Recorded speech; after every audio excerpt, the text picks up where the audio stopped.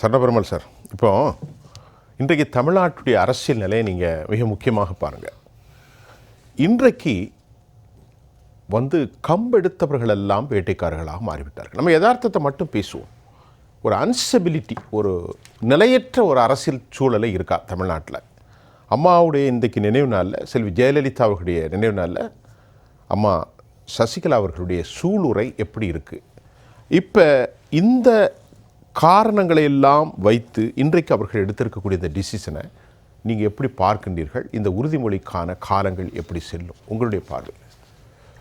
அனைவருக்கும் மாலை வணக்கம். ஜெயா ப்ளஸ் நியூஸ் குழுமத்தினருக்கும், நெறியாளர் உங்களுக்கும், சக கருத்துரையாளர்களுக்கும் பணிவான வணக்கங்களை தெரிவித்துக் கொண்டு, டெக்னீஷியன்களுக்கும் சாரதிகளுக்கும் வணக்கங்களை தெரிவித்துக் கொண்டு, தமிழ் கடவுள் முருகனோட திருவடிகளிலிருந்து பொன்னான கருத்துக்களை தெரிவிக்கிறேன். அதாவது பார்த்திங்கன்னா, தமிழகம் என்பது பார்த்திங்கன்னா ஒரு பெரியார் மண் அப்படின்லாம் சொல்லுவாங்க. அது பாரம்பரியமாகவே இது ஒரு தமிழ் கடவுள் முருகனுடைய மண் இது. அது மட்டும் இல்லாமல் எம்ஜிஆர் இந்த கட்சியை ஆரம்பிக்கும் பொழுது அவர் முருகனாக நடித்த வேடங்கள் எல்லாம் பார்த்திங்கன்னா குறிப்பாக அதனுடைய ஆளுமைகள், அந்த எண்ண ஓட்டங்கள் இருக்கும். புரட்சித் தலைவர் பொன்மன செம்மல் இந்த கட்சியை ஆரம்பிக்கும் போது இன்றைக்கி நம்ம சொல்கிறோம், பாஜகவினர் சொல்லிக்கொள்கிறார்கள், அதாவது உலகத்திலே மிகப்பெரிய கட்சி அப்படின்றது பார்த்திங்கன்னா பாஜக தான் அப்படின்னு. ஆனால் உலகத்திலே மிகப்பெரிய கட்சியாக விளங்கக்கூடிய தன்மை உள்ளதாக அன்றைய காலகட்டத்திலே இருந்தது புரட்சித் தலைவர் பொன்மன செம்மல் ஆரம்பித்த அண்ணா திராவிட முன்னேற்ற கழகம். நினைத்திருந்தால் இன்றைக்கு கூட சிங்கப்பூரிலே எதிர்க்கட்சியாகவும் மலேசியாவில் எதிர்க்கட்சியாகவும் செயல்படக்கூடிய திறன் வாய்ந்த, பலம் வாய்ந்த, மக்கள் கொண்ட அந்த பற்று, எம்ஜிஆர் அவர்கள் மீது வைத்திருந்த பற்றுதனால் அது இருந்தது. அன்றைய காலகட்டத்தில் எம்ஜிஆர் அவர்கள் அதை விரும்பவில்லை. தனக்குரிய ஒரு அந்த பக்குவம், அது மட்டும் அல்லாமல் என்ன சொல்வது, அதாவது ஒரு அந்த பணிவாக செயல்படுவதுன்னு அதெல்லாம் வேண்டாம் என்று ஒரு நிலைப்பாடை எடுத்து தமிழகத்தில் மட்டும் அவர் கட்சியை ஆரம்பித்து ஒத்துக்கொண்டார். அவர் நினைத்திருந்தால் மக்கள் கோரிக்கையின் பிரகாரம் சிங்கப்பூரில், மலேசியாவில் அப்பேற்பட்ட பிரம்மாண்டமான இன்றைக்கு பாஜகவினர் சொல்லக்கூடிய இதெல்லாம் மிஞ்சியது. இன்றைக்கி பாஜக என்ற தேசத்திலும் போய் ஆட்சி பிடித்து விட முடியாது. அந்த மாதிரியான ஒரு சூழ்நிலை, ஆட்சியை பிடிக்கக்கூடிய சூழ்நிலையெல்லாம் மலேசியாவிலும் சிங்கப்பூரிலும் நிலவியது அப்பொழுது இருந்த சூழ்நிலையில். அது ஒரு புறம்.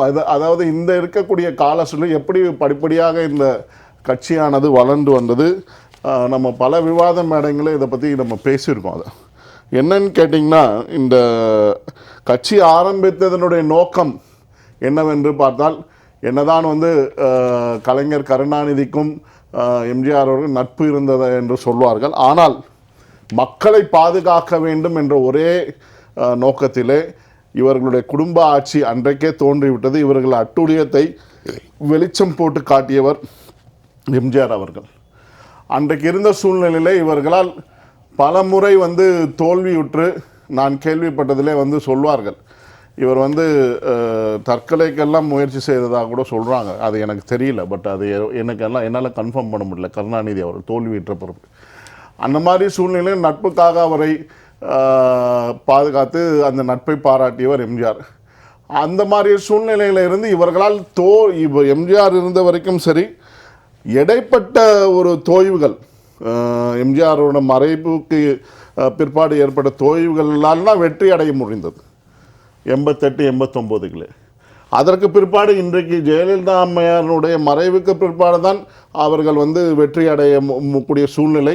அது இல்லாமல் ஒருங்கிணையாத அதிமுகவாக இருக்கக்கூடிய, ஓட்டுகள் சிதறி இருக்கக்கூடிய அந்த டேட்டாவை தான் நான் இப்போ எடுத்து வச்சுருக்கேன். இப்போ பார்த்திங்கன்னா, அதிமுகவிற்கு இப்போ இந்த லோக்சபா தேர்தலில் 20.45 21% நம்ம வச்சுக்கோம். இப்போ திமுகவுக்கு 33% 2021 தேர்தல்களில், அசம்பிளி தேர்தல்களில் இருந்தது. 6% குறைந்து 27% வந்துவிட்டது திமுகவுக்கு தனிப்பட்ட வாக்குகள். இப்போ நம்மளுடைய டிடிவி தினகரன் ஐயா அவர்கள் ஓபிஎஸ் ஐயா அவர்களுடைய வாக்கு சதவீதங்களை பார்க்கும்போது கிட்டத்தட்ட ஒரு 5 எம்பி தொகுதிகளிலே 2019 மிகப்பெரிய தாக்கத்தை உருவாக்கக்கூடிய அளவுக்கு, அதாவது வெற்றி மார்ஜின்லேருந்து வெற்றி நிறையக்கூடிய அந்த இலக்கை விட அதிகமாக வாக்குகளை பெற்றிருக்கார் டிடிவி தினகரன் ஐயா அவர்கள் 4-5 எம்பி தொகுதிகள். அந்த வாக்குகள் ஓபிஎஸ் ஐயா அவனுடைய வாக்குகள் அது ஒரு 1.5-2% வைத்து கணக்கு. இப்பொழுது இன்றைக்கு இருக்கக்கூடிய சூழ்நிலையில் நான் அதையும் சொல்லுவேன். இப்போ அதுக்கு முன்னாடி ஒரு விஷயத்தை சொல்லிடுறேன். இந்த டேட்டாவை வச்சு சசிகலா அம்மையாரனுடைய வருகை, சின்னம்மாவனுடைய வருகை, நான் இப்பொழுது என்னுடைய நண்பன், நீண்டகால நண்பன் வந்து நம்மளுடைய திருநெல்வேலி பகுதியில், அவர் தென்காசி இந்த பகுதியெல்லாம் நல்ல தொடர்புடையவர். அவர் சொல்கிறார், சின்னம்மாவிற்கு மிகப்பெரிய வெற்றி வாய்ப்பை கொடுக்கக்கூடிய அளவுக்கு மக்கள் ஆதரவு இருக்குது. மக்கள் வந்து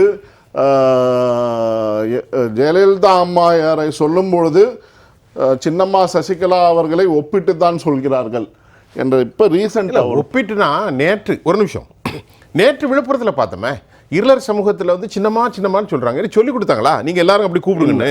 கிடையாது. புளிய தோப்புல பார்த்தாங்க அன்னைக்கு மலை வெள்ளம். கிடையாது சின்னம்மா நாங்க இப்போ அப்போ இப்படிப்பட்ட நேரம். அது மட்டும் இல்லாமல் ஒரு விஷயம் சொல்கிறேன் சரவணபெருமாள், திருச்செந்தூரில் மீனவன் புரியில் உள்ளவர் ஜாக்லின், ஒரு பேர் எனக்கு மறந்துட்டு, என்னை கூப்பிட்டு சின்னம்மாவுக்காக நாங்கள் இருக்கோம், ரெடியாக இருக்கோம் வேலை செய்கிறதுக்கு, இப்போ நான் வேற ஒரு கட்சியில் இருக்கேன் அப்படின்னு எனக்கு ஃபோன் பண்ணி சொல்லக்கூடியது. நான் ஒரு கல்யாணத்துக்கு போகிற இடத்துல பார்க்குறேன். அப்போ தமிழ்நாடு முழுவதும் ஒரு வலுவான தலைமை என்கிறத ஏற்க உருவாக விஷயம் என்னன்னு கேட்டிங்கன்னா, அதிமுகவில் முக்கிய பொறுப்பில் இருந்த ஒருவர் இப்போ ஒரு கடந்த வாரத்தில் தொடர்பில் வந்தார் என்னிடம். அப்போ அவர் சொல்லுகிறார், தலையெழுத்தேன்னு நான் வந்து திமுகவில் வந்து சேர்ந்துட்டேன் அப்படின்றார். ஏன்னா அங்கே வந்து தலைமை அம்மாவனுடைய தலைமையை நிர்ணயிக்கூட சின்னம்மாவனுடைய தலைமை இருந்திருந்தால் அவர் அங்கே இருந்திருப்பார். அவர் சொல்லக்கூடிய விஷயம் நான் பேர் சொல்ல விரும்பலை, பட் ஆனால் அவர் வந்து எம்எல்ஏ பதவியில் இருந்திருக்காரு. அவர் சொல்கிறாரு, இப்படி தலையில் கையை வச்சுக்கிட்டு வேறு வழியே இல்லை, அங்கே தலைமை சரியில்லாதனால நான் இங்கே வந்து இருங்க ஒரு பேசுவோம். அதை முடிச்சுக்கிறேன், ஒரே ஒரு பாயிண்ட் மூலம் முடிச்சுக்கலாம். இந்த புள்ளியியல் விவர ரீதியாக சசிகலா அம்மையார் அவர்களுக்கு வந்து 10-15% மக்கள் வந்து வாக்களிக்கக்கூடிய பெண்களுடைய வாக்கு, குறிப்பாக ஜெயலலிதா அம்மையாரை சின்னம்மாவின் மூலமாக பார்க்கக்கூடிய மக்கள் கண்டிப்பாக இந்த 15% மக்கள் வாக்களிக்கக்கூடிய சூழ்நிலையில் இருக்கிறார்கள். எப்பொழுது அவர்களுடைய ஒருங்கிணைந்த அதிமுகவாக அது செயல்படும் போது, இப்போ அதிமுக 2ஆக பிரிந்திருக்கக்கூடிய சூழ்நிலையில் இந்த மாதிரியான ஒருங்கிணைப்பு ஏற்பட்டால் சசிகலா அம்மையாருக்கே கிட்டத்தட்ட வந்து அந்த ஜெயலலிதா அம்மையாரோட வாக்குகள் சிதறி கிடக்கிறது. மக்கள் யார் எங்கே போய் வாக்களிக்கிறது, எதற்காக வாக்களிக்க வேண்டும் கம்முன்னு இருக்காங்க. கண்டிப்பாக சின்ன ஜெயலலிதா அம்மையாருக்கு வாக்களிக்கக்கூடிய மக்கள், அதனால தான் இவர்களுக்கு வெற்றி கிடைத்ததே ஒழிய இது வெற்றியே அல்ல. நண்டு சுண்டுகள் இல்ல என்ன காரணம்னா, இவ்வளவு நீங்க சொன்ன மாதிரி நண்டு சுண்டுகள் எல்லாம் பரிகாசம் அப்படின்ற கதையை ஆயிப்போச்சு. இடைவெளிக்கு அப்புறம் பேசுவோம். அதாவது வந்து நிறைய கருத்தை மட்டும் சொல்லுங்க, மற்ற தரவுகளுக்கான நேரம் இல்லை. இருந்தாலும் தரவுகள் இல்லை. அதாவது இன்றைக்கு சசிகலா அம்மையாருடைய கரெக்ட் வீர, அதாவது சபதம் அப்படின்னு தான் நான் சொல்லுவேன். தமிழர்களுக்கே உரித்தான வீர சபதம் எடுத்திருக்கிறார் இன்றைக்கு சின்னம்மா அவர்கள். அந்த வீர சபதத்திலே கண்டிப்பாக வெற்றி பெறுவார் என்ற நம்பிக்கை எனக்கு இருக்கிறது. அது மட்டுமல்லாமல் இன்றைக்கு நான் ஏற்கனவே கடந்த விவாதங்களிலே சொல்லியிருக்கிறேன், ஜெயலலிதா அம்மையாருக்கு ஒரு புல்லட் ப்ரூஃபாக விளங்கியவர், குண்டு துளைக்காத கவசமாக விளங்கியவர் சசிகலா அம்மையார். அது மட்டும் அல்லாமல் இன்றைக்கு இருக்கக்கூடிய கால சூழ்நிலையிலே இன்றைய வீர சபதம் எடுத்திருக்கக்கூடிய சின்னம்மா அவர்களுடைய செயல்பாடு தமிழக மக்களை எப்படியாவது தீய சக்தியான குண்டு துளைக்காத ஒரு கவச்சமாக தமிழக மக்களுக்கு இந்த 2026 தேர்தலிலே விளங்கி கொண்டிருக்கிறார். அந்த வேலையை தொடங்கிவிட்டார்.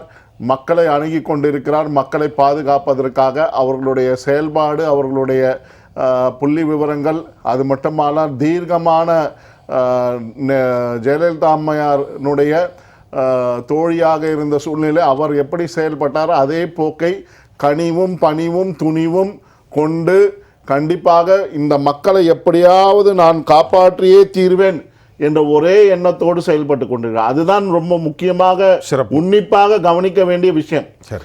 இதை நம்மளுடைய பிரிந்திருக்கக்கூடிய அதிமுகவினர் புரிந்து கொண்டு, அந்த தலைமை புரிந்து கொண்டு சசிகலா அம்மையாருடைய தலைமையில் ஒருங்கிணைந்து மக்களை பாதுகாக்கக்கூடிய செயலில் ஈடுபட வேண்டும். உங்களுடைய தனிப்பட்ட விருப்பு வெறுப்புகளை விடுத்து இது செயல்படுவார்கள் என்ற நம்பிக்கை வைத்து என்னுடைய தமிழ் கடவுள் முருகனுடைய ஆசீர்வாதம் கண்டிப்பாக இதற்கு இருக்கிறது என்று சொல்லி புரட்சி தலைவி அம்மையார் அவர்களுக்கு வீர வணக்கத்தை தெரிவித்துக் கொண்டு நன்றி விடைபெறுகிறேன்.